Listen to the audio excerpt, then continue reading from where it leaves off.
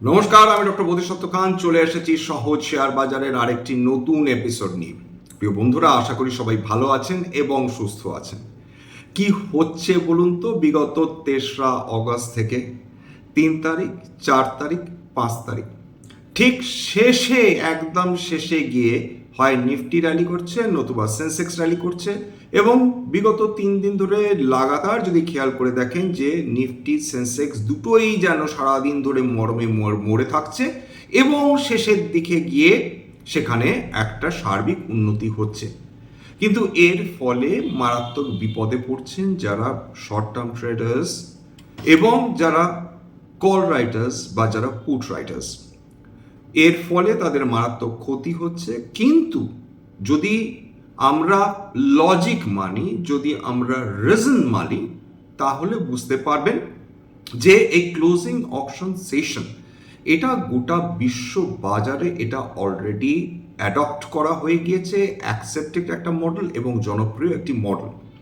এর আগে যেটা ভলিউম ওয়েটেড অ্যাভারেজ প্রাইস ছিল, যেটা বিগত আধ ঘন্টা লাস্ট হাফ অ্যান আওয়ারের ট্রেডিংয়ের সময় অ্যাভারেজ প্রাইস ক্যালকুলেট করা হতো লাস্ট 30 মিনিটসে, সেটাকে বদলে দেওয়া হয়েছে। কারণ শেষ মিনিটে কেউ যদি একটা বড় অর্ডার পাঞ্চ করতেন, সেক্ষেত্রে একটি নির্দিষ্ট শেয়ারে বা একটি নির্দিষ্ট ইন্ডেক্সে সেখানে দারুণ ভোলেটিলিটি হওয়ার সম্ভাবনা ছিল এবং বাস্তবিক ক্ষেত্রে হতেও।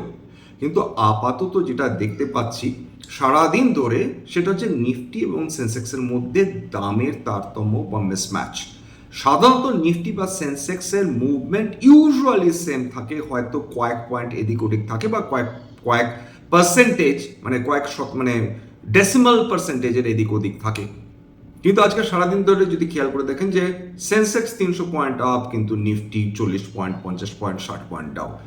মাঝখানে এসে কিছুটা প্যারিটি এলো, নিফটি নেগেটিভে কিছুটা, সেন্সেক্স নেগেটিভে কিছুটা, আবার একদম শেষ মুহূর্তে গিয়ে যখন অর্ডারগুলোকে ম্যাচ করানো হলো, তখন দেখা গেল যে নিফটি কোনো মতে পজিটিভে ঢুকলো এবং সেন্সেক্স সেটাও মোরাললেস সেটা পজিটিভে ঢুকে গেল। আজকের বিভিন্ন ইন্ডাস্ট্রিজগুলো খেয়াল করে দেখুন এই ক্ষেত্রে এই যে বিগত 3 তারিখ থেকে যে নতুন যে মেকানিজম বা যে মেথডটা অ্যাডাপ্ট করা হয়েছে, তার ফলে স্মল ক্যাপস বা মিড ক্যাপের গায়ে কিন্তু ছোঁয়া লাগছে না। ক্ষতিগ্রস্ত হচ্ছে কিন্তু বেঞ্চমার্ক ইন্ডাস্ট্রিজগুলো, বা ক্ষতিগ্রস্ত হওয়ার থেকেও বেশি গুরুত্বপূর্ণ যে এই দুটি ইন্ডাইসে কিন্তু আমরা বেশি ভোলেটিলিটি দেখতে পাচ্ছি, যেটা অ্যাডজাস্ট করতে নিঃসন্দেহে ট্রেডারদের বা বিনিয়োগকারীদের, শর্ট টার্ম বিনিয়োগকারীদের বেশ ক্ষতি হচ্ছে। লং টার্ম ইনভেস্টার্সদের এতে কিচ্ছুটি যায় আসে না, কারণ এই শর্ট টার্ম ভোলেটিলিটি তাদের পোর্টফোলিওকে কোনোভাবে over long period of time প্রভাবিত করবে না। নিফটি ব্যাংক আজকের হালকা নেগেটিভে বন্ধ হয়েছে। বলছি কেন এইটা অবাক করা ঘটনা, সেই কারণগুলো আজকে নিয়ে আসবো। নিফটি মিড ক্যাপ প্রায় ফ্ল্যাট 0.18%, অথচ এরকমটি হওয়ার কথা কিন্তু ছিল না আজকের দিনে, বিশেষ করে আজকের দিনে। নিফটি স্মল ক্যাপ সেটা রিজনেবল 0.76% উত্থান হয়েছে। নিফটি অটো সেটা 1.27% উত্থান হয়েছে, এইগুলোকে মেনে নেওয়া যায়। এরপর নিফটি আইটি সেটা হালকা নেগেটিভে বন্ধ হয়েছে। নিফটি পিএসইউ ব্যাংক 0.272%, যদিও নিফটি ব্যাংক খেয়াল করে দেখুন সেটা কিন্তু নেগেটিভেই বন্ধ হয়েছে। পিএসসি গুলো আউট পারফর্ম করেছে। নিফটি ফার্মা হালকা নেগেটিভে বন্ধ। ফাস্ট মুভিং গুডস 0.29% হালকা নেগেটিভে বন্ধ। নিফটি মেটাল আজকে ফাটিয়ে দিয়েছে, যাকে বলা যায় 1.72% উত্থান এসেছে, এবং কেন সেটা নিয়ে আলোচনা করব। নিফটি রিয়েলটি 0.84%, তার পিছনে একটা ডেফিনেট কারণ রয়েছে, সেটা নিয়েও আলোচনা করব। নিফটি মাইক্রো ক্যাপ সেটা আউট পারফর্ম করেছে বাকি সমস্ত বেঞ্চমার্ক ইন্ডাইসেসগুলোকে, 1.29% উত্থান। নিফটি ইন্ডিয়ার ডিফেন্স হালকা নেগেটিভ। নিফটি ক্যাপিটাল মার্কেট প্রায় 8%-এর কাছাকাছি পতন। এইবার আজকে দেখুন যে রিজার্ভ ব্যাংক অফ ইন্ডিয়া তাদের মনিটারি পলিসি কমিটির থার্ড ডে ছিল, এবং আমাদের মাননীয় গভর্নর তিনি ঘোষণা করলেন যে রেপো রেট আনচেঞ্জ থাকছে বা অপরিবর্তিত থাকছে। দেখুন অলরেডি রিজার্ভ ব্যাংক যেটা ক্যালকুলেট করেছেন যে ইনফ্লেশন বাড়বে, এর সামনের কোয়ার্টারগুলোতে ইনফ্লেশন বাড়বে, এবং তার কারণটা প্রত্যেকের অজানা নয় যে যেভাবে আন্তর্জাতিক ক্রুড অয়েলের দাম বিগত 3 মাস ধরে লাগাম ছাড়া বৃদ্ধি হয়েছে, তার প্রভাব একটা ভারতের অর্থনীতির ওপর পড়তোই। এবং সিপিআই ইনফ্লেশন যদি খেয়াল করে দেখেন সেটা 2.8-এর আশপাশ থেকে 4% প্রায়, এবার ধীরে ধীরে যেটা প্রজেক্টেড 5%, এবং আরবিআই মনে করছে হয়তো বা তৃতীয় কোয়ার্টারে গিয়ে সেটা 5.9% অবধি পৌঁছাতে পারে। আপাতত জুন কোয়ার্টার, মানে জুন যদি কোয়ার্টারে দেখেন, সেখানে সিপিআই ইনফ্লেশন বা কনজিউমার প্রাইস ইন্ডেক্স ইনফ্লেশন 4.4% ছিল, কিন্তু তা সত্ত্বেও রিজার্ভ ব্যাঙ্ক অফ ইন্ডিয়া তারা কিন্তু এখনও রেপো রেট আনচেঞ্জ রেখেছেন, অপরিবর্তিত রেখেছেন। তার পেছনে একটি নির্দিষ্ট কারণ রয়েছে। ইউজুয়ালি রিজার্ভ ব্যাঙ্ক অফ ইন্ডিয়ার কাছে 4%টি মোর অরলেস ভীষণ কমফোর্টেবল জোন, তাও তারা অ্যাকসেপ্ট করে নেন। 4 থেকে 6%-এর মধ্যে ইনফ্লেশন থাকলেও তারা ধৈর্য ধরে বসে থাকেন, কারণ তারা তাদের দুটো জিনিসই ব্যালেন্স করতে হয়। একদিকে ইনফ্লেশনকে কার্ভ করতে হয় জনসাধারণের জন্য, সাধারণ মানুষের জন্য। অন্যদিকে তাদেরকে এটাও দেখতে হয় যে অর্থনৈতিক যখন চ্যালেঞ্জেসগুলো আসে, ম্যাক্রো ইকোনমিক যখন চ্যালেঞ্জেসগুলো আসে, গোটা বিশ্ব জুড়ে যখন জিওপলিটিক্যাল টেনশন থাকে, তখন যদি হঠাৎ করে আমরা গ্রোথকে আটকে দিই, সেক্ষেত্রে ভারতের অর্থনীতি পুনরায় আরও বেশি বিপদে পড়তে পারে। ঠিক এই কারণেই রিজার্ভ ব্যাঙ্ক অফ ইন্ডিয়া এই সিদ্ধান্তটি নিয়েছেন যে তারা রেপো রেট বাড়াচ্ছেন না, আনচেঞ্জ থাকছে 5.25%, এবং গ্রোথ আউটলুক 6.7%। সেটাও বর্তমান যা অস্বস্তিকর পরিবেশ হয়ে রয়েছে গোটা বিশ্ব জুড়ে, সেখানে 6.7% গ্রোথ আউটলুক কিন্তু যথেষ্ট ভালো হিসাবে গণ্য করা যেতে পারে। এইটুকুনি বললাম। এইবার চলে আসে আজকে মেটালের ক্ষেত্রে। মেটালের আগে একটু বলে নেওয়া ভালো যে বিভিন্ন কমোডিটিসের মধ্যে তো ক্রুড অয়েল রয়েছে, ব্রেন্ট ক্রুড রয়েছে, প্রাকৃতিক গ্যাস রয়েছে, এছাড়া প্রেশাস, সেমি প্রেশাস মেটালস রয়েছে। আজকে মেটালসের ক্ষেত্রে খেয়াল করে দেখুন তো, সোনা 3.5% উত্থান, বহুদিন পর সোনা 3.5% উত্থান দেখলো। অর্থাৎ কোথাও না কোথাও একটা শান্তি আসতে পারে, এটা একটা অ্যাজাম্পশন তৈরি হয়ে গিয়েছে।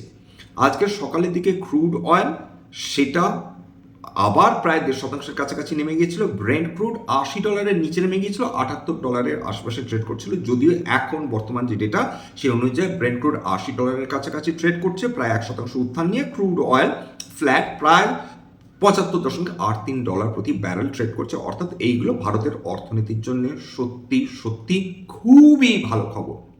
অথচ ভারতীয় শেয়ার বাজার কোনোভাবেই কোনো মুভমেন্ট আজকের দিনেও দেখাতে পারল না।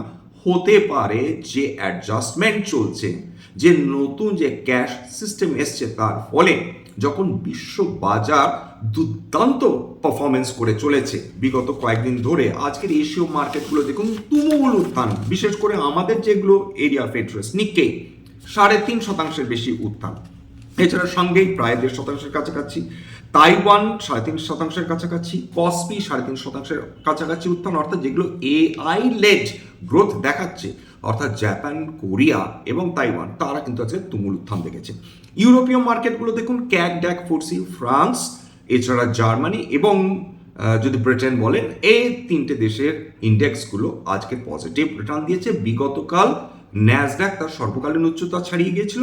আজকে যে ট্রেডিং শুরু হয়েছে সেখানেও ডাউ জোন্স প্রায় 1% কাছাকাছি উত্থান রেট ট্রেড করছে।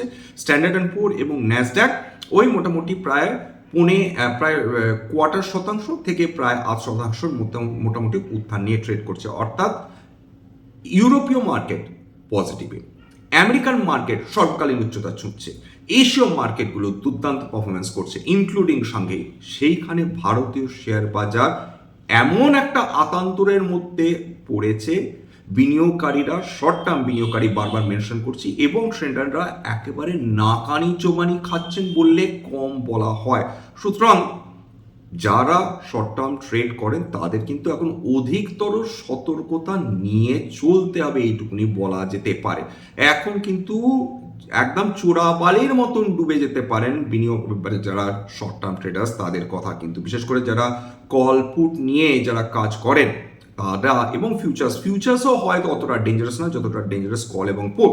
সুতরাং একটাই কথা বলা যেতে পারে, ইন গুড ফেথ, যে বি ভেরি কেয়ারফুল, খুব সতর্ক থাকুন। কারণ এই সময় যখন বাজার রিকভার করার চেষ্টা করছে, সেখানে কল পুটের চক্করে যদি বিনিয়োগকারীরা বা ট্রেডাররা নিজেদের মূলধন ক্যাপিটালি যদি হারিয়ে ফেলেন, সেক্ষেত্রে ওয়েলথ ক্রিয়েশন পসিবিলিটি হয় বহু বছর পিছিয়ে যাবে, নতুবা নতুন করে তাদের শুরু করার উদ্যম থাকবে কিনা সেটাও কিন্তু লাখ টাকার প্রশ্ন হয়ে যায় বই কি।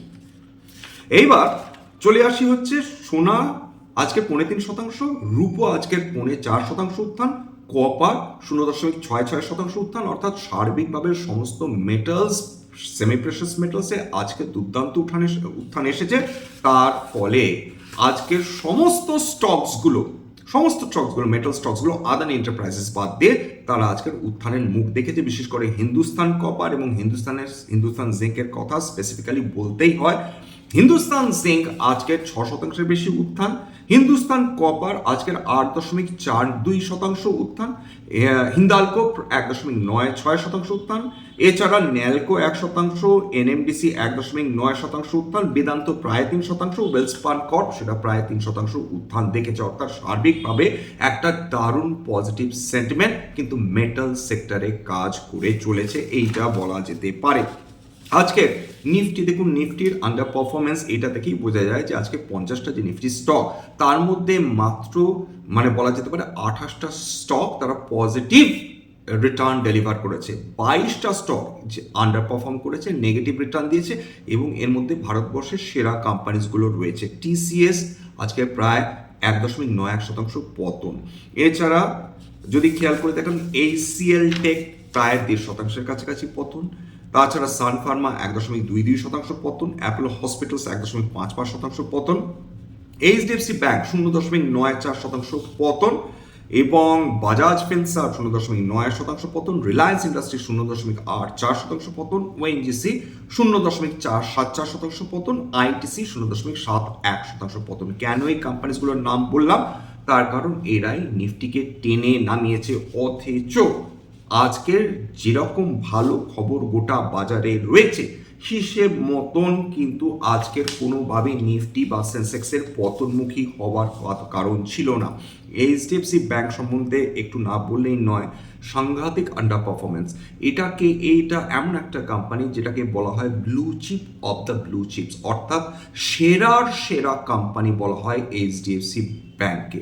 সেই এইচডিএফসি ব্যাংক বিগত 3 বছরে বিনিয়োগকারীদের কোনো সম্পদ সৃষ্টি করে দিতে পারেনি, উপরন্তু বিগত 3 বছরে 11% পতন হয়েছে বিনিয়োগকারীদের ইনভেস্টেড অ্যামাউন্টে। কেবলমাত্র 2026-এ এইচডিএফসি ব্যাংকে 1/4 ওয়েলথ কমপ্লিটলি ইরোডেড, অর্থাৎ 25.85% পতন হয়ে গিয়েছে এইচডিএফসি ব্যাংকে। এবং এইচডিএফসি ব্যাংকের কর্তৃপক্ষ এবার নড়ে চড়ে বসেছে। এর আগে কর্পোরেট যে রেসপন্সিবিলিটি সেটা নিয়ে প্রশ্ন উঠে এসেছিল কর্পোরেট রেসপন্সিবিলিটি নিয়ে, এবং কর্পোরেট গভর্নেন্স নিয়ে ইস্যুজ এসেছিল। এবং এইচডিএফসি ব্যাংকের কর্তৃপক্ষ তারা জানিয়েছেন যে তারা সমস্তভাবে তারা বিনিয়োগকারীদের কনভিন্স করার চেষ্টা করবেন, তারা প্রমাণ করে দেবেন যে এইচডিএফসি ব্যাংক শেষ হয়নি, এইচডিএফসি ব্যাংকের অনেক কিছু দেয়া রয়েছে, সেটা তো সময় বলবে। কিন্তু আপাতত এইচডিএফসি ব্যাংকে কিন্তু অবস্থা বেশ খারাপ হয়ে রয়েছে, কারণ এরকম একটা top notch company 1/4 wealth destroyed হয়ে যাচ্ছে মাত্র কয়েক মাসের মধ্যে, এটা কিন্তু ভাববার বিষয় বই কি।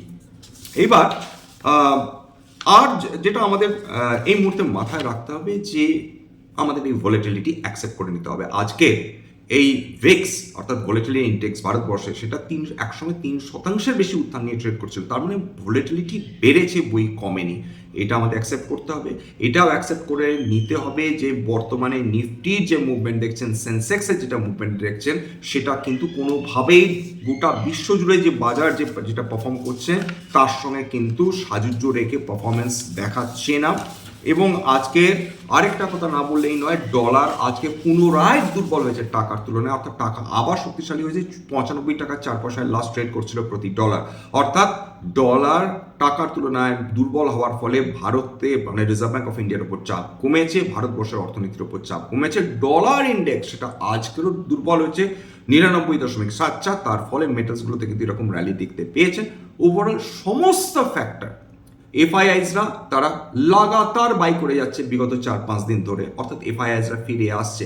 তাহলে ভারতবর্ষের পক্ষে এই মুহূর্তে কোনো খারাপ খবর আছে কি? উত্তর হচ্ছে ভারতবর্ষের পক্ষে এই মুহূর্তে কোনো ধরনের খারাপ খবর নেই, বরঞ্চ ভালো খবর, প্রত্যেকটাই ভালো খবর, যেটা ভারতীয় বাজারকে পুশ করার কথা ছিল, অথচ এরকম ঘটছে না। এইটা ভেবে দেখার বিষয় হতে পারে যে কালকেরই হয়তো বাজার আউট পারফর্ম করে গেল, আমরা কিন্তু জানি না। কিন্তু কালকে বৃহস্পতিবার সেন্সেক্সের উইকলি এক্সপায়ারি রয়েছে, কিছু একটা হয়তো বা কালকে ঘটলেও করতে পারে, আমরা কেউ জানি না সেটা পজিটিভ দিকে যাবে না নেগেটিভ দিকে যাবে। আপাতত যা পজিশন যেটা ঘটছে আমাদের চোখের সামনে, কেবলমাত্র বেঞ্চমার্ক ইন্ডাইসেসগুলোর উপর ভরসা করে শুধু তাদের উপর চোখ রেখে কিন্তু বাজারকে দেখলে হবে না। সার্বিকভাবে বাজারের performance, mid cap, small cap, individual sector, সেটাও কিন্তু আলোচনা করতে হবে। আজকে নিফটি রিয়েলটি বৃদ্ধি পেয়েছে, তার কারণ নিফটি রিয়েলটি স্বস্তি পেয়েছে যে আর যাই হোক রিজার্ভ ব্যাঙ্ক অফ ইন্ডিয়া তারা ঋণের ওপর সুদের হার বৃদ্ধি করবে না, সুতরাং মানুষ আবার পিছিয়ে যাবে না গৃহ নির্মাণ করতে বা গৃহ কিনতে। এইটা তাদের পক্ষে একটা পজিটিভ খবর। অটো সেক্টর পজিটিভ র্যালি করেছে, কারণ যদি ইন্টারেস্ট রেট না বৃদ্ধি হয় সেক্ষেত্রে মানুষ তারা নতুন গাড়ি 3 চাকা 4 চাকা বা 2 চাকা কিনতে পিছু পা হবে না। অর্থাৎ রেট সেন্সিটিভ সেক্টরসগুলো, এমনকি সরকারি ব্যাংকগুলো তারা আউট পারফর্ম করেছে এবং খুব স্বাভাবিকভাবে সেটার জন্যে সেই শ্রেয় সেটা ডেফিনেটলি রিজার্ভ ব্যাঙ্ক অফ ইন্ডিয়াকে দিতেই হয়, এটা অস্বীকার করা যাবে না। আজকে এখানে শেষ করছি। স্ট্যান্ডার্ড ডিসক্লোজার যে কোম্পানিসগুলো নিয়ে আলোচনা করলাম, হতে পারে তার মধ্যে কোনো কোম্পানিতে আমার বা আমার পরিবারে বিনিয়োগ থাকলেও থাকতে পারে, ভবিষ্যতে যদি নতুন করে কিনি বা বিনিয়োগ করে আগাম বিজ্ঞপ্তি দিয়ে কিনতে বা বিক্রি করতে পারবো না। স্ট্যান্ডার্ড ডিসক্লেমার, এটা কেবলমাত্র একটা এডুকেশন চ্যানেল বাঙালি বিনিয়োগকারীদের ইনভেস্টার অ্যাওয়ারনেস বৃদ্ধির জন্য। এখানে কোনো ধরনের কোনো শেয়ারে buy sell recommendation, suggestion, advice এমনকি ইনফ্লুয়েন্স করার প্রচেষ্টা নেই। আমার কথা শুনে যদি কোনো অ্যাসেট বা কোনো শেয়ারসে বাই সেল সিদ্ধান্ত নেন, ক্ষতির মুখোমুখি হতে পারেন। সুতরাং সবসময় একজন সেবি রেজিস্টার্ড ইনভেস্টমেন্ট অ্যাডভাইসারের পরামর্শ নেওয়ার চেষ্টা করবেন বা নিজে ডিউ ডিলিজেন্স করবেন, সেক্ষেত্রে আপনারা উপকৃত হলেও হতে পারেন। সবশেষে যেটা বলি, যদি এই ধরনের এপিসোড আপনাদের ভালো লাগে প্লিজ একটা লাইক দেবেন, প্লিজ সাবস্ক্রাইব করবেন, এবং যদি সত্যি মনে হয় আমার বাঙালি ভাই বোনদের জীবনে একটুখানি ভ্যালু অ্যাড করতে পেরেছি, প্লিজ নিজের গ্রুপে শেয়ার করে দেওয়ার চেষ্টা করবেন। আজকের জন্য নমস্কার।